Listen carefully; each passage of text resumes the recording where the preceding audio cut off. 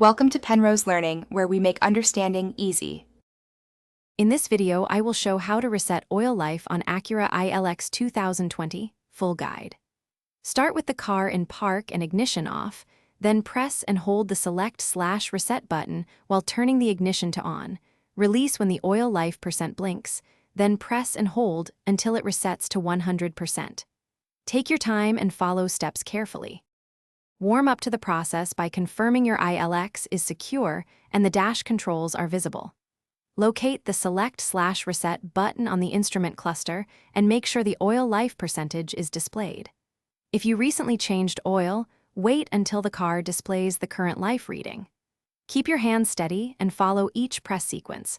Small timing differences change the result. Follow this clear button sequence to reset oil life on your ILX. With the car in park, press and hold the select/reset button, turn ignition to on, release when the percentage blinks, then press and hold again until the display returns to 100%. If it does not reset, repeat the sequence calmly. Confirm the display reads 100% before you finish and store the vehicle.